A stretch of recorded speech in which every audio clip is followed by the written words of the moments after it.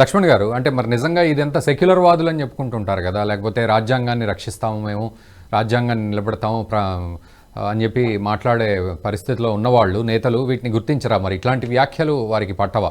ఇప్పుడు మతమోఢ్యులు ఏదైనా మాట్లాడారు అంటే అర్థం చేసుకో, ఒక మేయర్ గా ఉండి అంటే ఒక ప్రథమ పౌరుడిగా ఉంటూ రాజ్యాంగాన్ని పరిరక్షిస్తానని చెప్పి అతను మేయర్ గా ప్రమాణం చేస్తాడు కదా. అవును. చేసినటువంటి వ్యక్తి అలా మాట్లాడితే ఖచ్చితంగా కేసు బుక్ చేయాల్సిందే, అవసరం లేదు.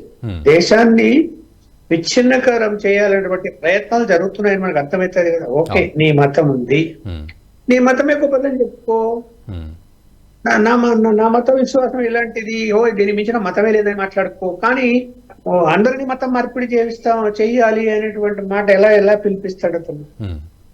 పిలిపించినప్పుడు మరి ఆ పార్టీకి సంబంధించిన నాయకురాలు మమతా బెనర్జీ ఏం చేస్తున్నట్టు దాన్ని ఖండించాలి కదా, వాడిని పిలిచి వార్నింగ్ ఇవ్వాలి కదా, ఇలా మాట్లాడకూడదని.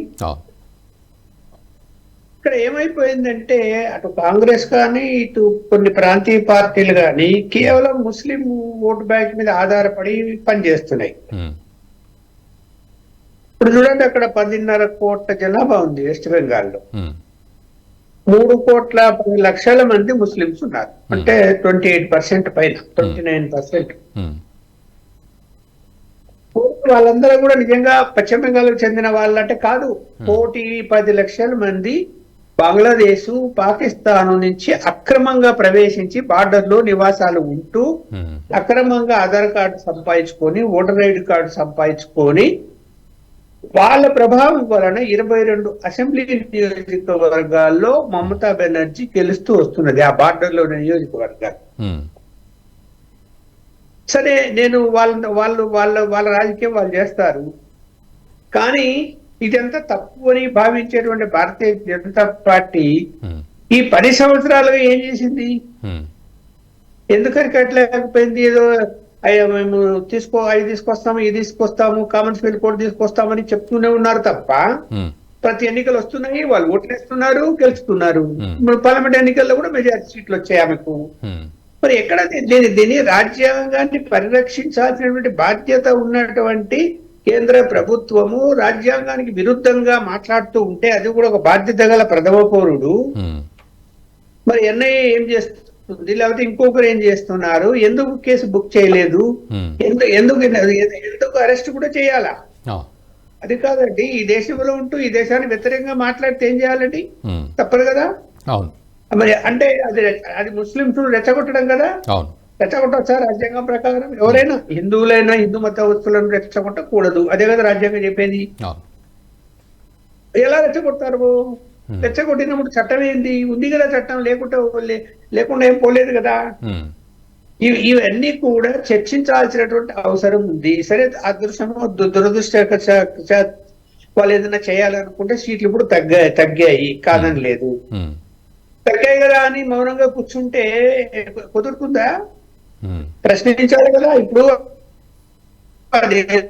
వాళ్ళకి ప్రత్యేక దేశమైనట్టు సాక్షాత్తు కేంద్ర హోంమంత్రి హెలికాప్టర్ ల్యాండింగ్ అయ్యేదానికి కూడా పర్మిషన్ ఇవ్వకుండా ఇబ్బంది పెడతారా?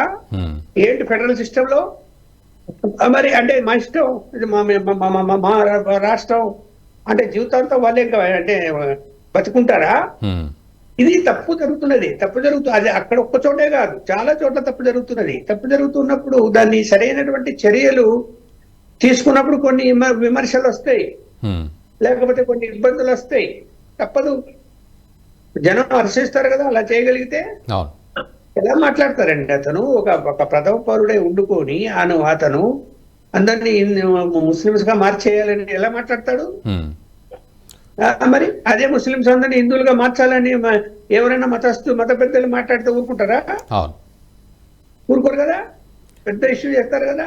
ఇదే పాయింట్ లో, అంటే మీరు అన్న పాయింట్ లోనే ఒక్కసారి అఫ్సర్ పాషా గారిని కూడా ఒక వర్షన్ తీసుకుందాం. అఫ్సర్ పాషా గారు, అంటే వారు అన్నట్లు, లక్ష్మణ్ గారు అన్నట్లు, అంటే చర్యలు తీసుకోకపోవడానికి కేంద్ర ప్రభుత్వం ఈ 10 సంవత్సరాలుగా కూడా ఇలాంటి సందర్భాల్ని ఎక్కడైనా సరే, అది బెంగాల్ అనే కాదు, ఎక్కడైనా సరే వీటిని ఇట్లాంటివి రాకుండా కొంత సమానంగా, అంటే పూర్తిగా సోదరభావంతో పూర్తిగా ఎస్టాబ్లిష్ చేసే పరిస్థితులు ఏమీ చేయలేదా? లేకపోతే బెంగాల్ అనేది ఒక ప్రత్యేక రాష్ట్రంగా ఫోకస్ చేయాల్సిన పరిస్థితి ఉందా? ఎందుకంటే 2016లో ఇదే వ్యక్తి ఒక మినీ పాకిస్తాన్ అంటూ కూడా అక్కడ అభివర్ణించడం జరిగింది. సో మన దేశం కాదు, మినీ పాకిస్తాన్ తయారవుతోంది అని. సో ఇట్లాంటివన్నిటిని కూడా అరికట్టే విధంగా మరి చర్యలు ఉండవా? సార్, పెద్ద లక్ష్మణ్ గారు చెప్పినంత నేను ఖచ్చితంగా ఏకీపిస్తాను సార్. ఇలాంటి వాళ్ళని ఖచ్చితంగా అరెస్ట్ చేయాలి, ముందుకోవాలి. కాకపోతే లక్ష్మణ్ గారు చెప్పినట్లు వారిపై చర్య తీసుకోవాలంటే మనకు తెలిసిన విషయమే, రుపుల్ శర్మ గారు ఏది తప్పు మాట్లాడలేదు, ఏవైతే గ్రంథాలు ఉన్నాయో అదే మాట్లాడింది. అయినప్పటికీ మీ ప్రపంచ వ్యాప్తంగా ఎంత గగ్గోలు పెట్టారో, ఎంత ఇబ్బంది పెట్టారో మా పార్టీని కానీ మా దాన్ని కానీ. సో కొన్ని సూక్ష్మ విషయాలు కాబట్టి కొంచెం ముందుకు పోలేపారు. నేనైతే ఖచ్చితంగా వ్యక్తిగతంగా పార్టీ పరంగా ఖచ్చితంగా ఇలాంటి వ్యాఖ్యలు చేసిన ఎవరిపైన చర్య తీసుకోవాల్సిందే. అసలు మన రాజ్యాంగానికి ఆత్మ అయిన పార్లమెంట్ లో కూడా జై పాలిస్తానే అంటాడు. ఒక దేశ వ్యక్తి వేరే దేశాన్ని పొగిడితే దేశద్రోహమే అవుతుంది. ఓవైసీ కూడా ఖచ్చితంగా శిక్షించాల్సిందే, 100% శిక్షించాల్సిందే. ఎవరైతే దేశంలో ఉంటూ ఖురాన్ కూడా చెప్తుంది, వీళ్ళు ముస్లింలే కాదంటాను నేను. ఖురాన్ చెప్తుంది ఏ దేశంలో ఉంటే ఆ దేశం యొక్క రాజ్యాంగ సూత్రాలు పాటించాలి, ఆ దేశం యొక్క ఏవైతే ఉంటే దాన్ని పాటించాలి, రూల్స్ పాటించాలంటుంది. మరి వీళ్ళు రూల్స్ పాటించాలి. పెద్దలు చెప్పినట్టుగా ఆయన ప్రథమ పౌరుడు, రాజ్యాంగం పైన ప్రమాణం చేసి ఉంటాడు. ఈ ఓవైసీ గారు కూడా రాజ్యాంగం పైన ప్రమాణం చేశాడు, జై పాలిస్తాన్ అంటాడు ఆయన. అసలు ఇంకోటండి, మీరు 30 యాక్ట్ చెప్పారు. సో 28% దాటినాక ఇంకా మైనార్టీ ఎక్కడ ఉందండి? మైనార్టీ ఎడ్యుకేషన్ ప్రొటెక్షన్ యాక్ట్ అది కాలం చెల్లిన యాక్ట్ అది. అసలు అది 6%, 4%, 5% ఉంటే మైనార్టీస్, 28%, 22%, 60% ఉంటే అది ఎక్కడ అవుతుంది? ఇంకోటి మినీ పాకిస్తాన్ అన్నాడు. పాకిస్తాన్ వాళ్ళే మమ్మల్ని ఇండియాలో కలుపుకొని 3 రోజులు వాళ్ళు అక్కడ గగ్గోలు పెడుతున్నారు, అక్కడ గోధుమ పిండికి కొట్టుకుంటున్నారు, తర్వాత కూడా ఇబ్బంది అయింది. మా భారతదేశంలో ఉండే ఎవరు ముస్లింలు కూడా అసలు పాకిస్తాన్ కావాలని కోరుకోవట్లేదు, అందరూ కలిసిమెలిసి ఉండాలని కోరుకుంటున్నారు. ఖచ్చితంగా ఇంకోటి, ఉర్దూ మాత్రమే ఉంటే అల్లా సంతోషిస్తారని మీరు కామెంట్స్ లో చెప్పారు. అసలు ఇది ఎక్కడ వాదం నాకు అర్థం కాదు. ఏ ఖురాన్ లో ఎక్కడ ఉందో, హదీస్ లో ఎక్కడ ఉందో, నేనే చదువుకోలేదు, ఎక్కడ వినలేదు కూడా.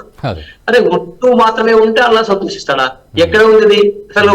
ఖురాన్ గ్రంథమే అక్కడ రాసి ఉంది, ఈ ఉర్దూ ఎక్కడ వచ్చింది అసలు? ఎందుకు ఇలాంటి మాటలు మాట్లాడతారో నేను అనుకుంటాను. ఆ ఫర్హాద్ గారు నాకు తెలిసి ఆయన బంగ్లాదేశ్ వచ్చాడేమో ఆయన. అందువరకు ఈ దేశం గురించి కానీ ఈ ప్రజల గురించి కానీ ఆయనకి ఏముంటుందండి? వాడు బయట దేశంకి ఏముంటున్నాడు? వాడు ఎప్పుడు వచ్చింటాడు నాకు తెలిసి, కాబట్టి ఇట్లా మాట్లాడతారు. సో దయచేసి నేను కూడా మా ప్రభుత్వాన్ని కానీ మామూలుగా ఇలాంటి ఎవ్వరు వ్యాఖ్యలు చేసినా, హిందువులు కానీ ముస్లింలు కానీ ఎవ్వరు వ్యాఖ్యలు చేసినా మన దేశానికి, తర్వాత ఈ మతాల గురించి, మతం అనేది మన ఇంట్లో ఉండదు, పర్సనల్. నువ్వు ఎవరినైనా పూజించుకో పర్సనల్. బయటకు వచ్చి ఆ మతాన్ని గురించి ఎవ్వరు కూడా మాట్లాడడానికి వీల్లేదు. అది కూడా ఇస్లాం విరుద్ధంగా మాట్లాడి సెక్యులర్ అంటున్నారు. మమతా బెనర్జీ అంటే సెక్యులర్ అంటుంది. ఎక్కడ సెక్యులర్? ఫస్ట్ మీ ఫర్హాద్ హుస్సేన్ సస్పెండ్ చేయండి. రాజ్యాంగం విరుద్ధంగా కామెంట్స్ చేశారు, ఆయన ఫస్ట్ చేయండి. అట్లాగే మొన్నటి మన ఓవైసీ గారు చేశారు. ఖచ్చితంగా నేను డిమాండ్ చేస్తున్నాను, మా ప్రభుత్వాన్ని అయినప్పటికీ కూడా ఖచ్చితంగా ఓవైసీ గారు కూడా సస్పెండ్ చేయాలి. ఆయన యొక్క పార్లమెంట్ సభ్యత్వాన్ని రద్దు చేయాలి. నెక్స్ట్ ఆయన పోటీ చేయకుండా అనర్హులుగా ప్రకటించాలి కూడా. ఇలాంటి ఎవ్వరు చేసినా వారిని ఖచ్చితంగా అనర్హులుగా ప్రకటించి తీరాల్సిందే. ఈ దేశం పైన ఖచ్చితంగా మనం ఈ దేశంలో పుట్టినప్పుడు ఈ దేశాన్ని గౌరవించాల్సిందే. ఈ మట్టిలో మనం పుట్టినాం కాబట్టి ఈ దేశ పుత్రాలను మనం గౌరవించాల్సిందే. అఫ్సర్ పాషా గారు, ముఖ్యంగా అంటే దీనికి కూడా ఒక సమాధానం చెప్పండి, ఒక క్లారిటీ ఇవ్వండి. అంటే మీరైతే కరెక్ట్గా స్టాటిస్టికల్గా కూడా మాట్లాడగలుగుతారు. ఏంటంటే మీరు అన్నట్లు ఇందాక బంగ్లాదేశ్ నుంచి వచ్చిన వాళ్ళు, అంటే ఇప్పుడు మయన్మార్, బంగ్లాదేశ్ నుంచి రోహింగ్యాలు కూడా వచ్చిన సందర్భం. అండ్ మన ఓల్డ్ సిటీలో కూడా వాళ్ళకి ఐడి కార్డులు, ఆధార్ కార్డులు, లేకపోతే పనులు కల్పించి వాళ్ళను కూడా ఈ మైనారిటీ వర్గంలో కలుపుకునే పరిస్థితిలో ఉంది ఇప్పుడు సిచ్యువేషన్ చూస్తే. సో వాళ్ళ వల్ల దేశానికి ఏ విధంగా నష్టం జరుగుతోంది?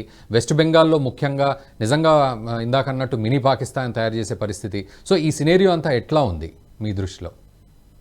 సార్, ఖచ్చితంగా నేను వరల్డ్ సిటీ లో మైనార్టీ మోర్చాలో నేను అధ్యక్షునిగా పనిచేయడానికి నాకు భారతీయ జనతా పార్టీ అవకాశం కల్పించింది. ఇది 3వసారి 6 మాసాలు పనిచేస్తున్నాను. చాలా అసలు వీళ్ళంతా కూడా కొంతమంది రోహింగ్యాలను సపోర్ట్ చేస్తున్నారండి. అది ముస్లింలకి నష్టం, వాళ్ళకి అర్థం కావట్లేదు. ఓల్డ్ సిటీలో ఉండే రోహింగ్యాలు మన ముస్లింస్ ఈ గడ్డ పైన ముస్లింలు ఎవరైతే ఉంటారో వారు వెజిటేబుల్ మార్ట్ పెడితే, అంటే వెజిటేబుల్ చిన్న దుకాణం పెడితే పక్కన వారు రహంగా పెడతాడు. మన ఈ దేశంలో పుట్టిన ముస్లింలకు అక్కడ వ్యాపారం కాదు. అట్లాగే క్రైమ్ ఎక్కువగా ఈ రోహింగ్యాలో చేస్తారు. కానీ ఎవరు పోతుంది? ఓల్డ్ సిటీ ముస్లింలకు అది పోతుంది. ఏవైతే వ్యాపారాలు ముస్లిం చేస్తారో అదే వ్యాపారాలు రోహింగ్యాలు చేసి వాడికి ఏమి దేశంపై ప్రేమ ఉంది కాబట్టి వాటి ఏం చేస్తాడు.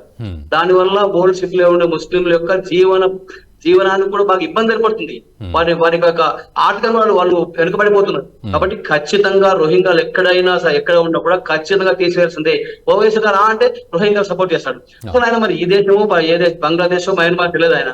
కాబట్టి ఖచ్చితంగా రోహింగ్యాలు ఎక్కడ ఉన్నా ఖచ్చితంగా వారిని ఏరివేయాలి. ఈ దేశం నుంచి ఖచ్చితంగా వారిని పాల్గొవాల్సింది. ఖచ్చితంగా మినీ పాకిస్తాన్ ఎట్లా ఉంటుందండి, ఆమె ఒక రాజ్యాంగం కట్టుబడి ఉండే వాళ్ళు ఇక్కడ మినీ పాకిస్తాన్ చేస్తామంటే ఆ దేశం యొక్క ఆ రాష్ట్రం యొక్క పోలీసు ఏం చేస్తున్నారు, ముఖ్యమంత్రి ఏం చేస్తున్నారు, రాజ్యాంగం ఎక్కడ ఉంది?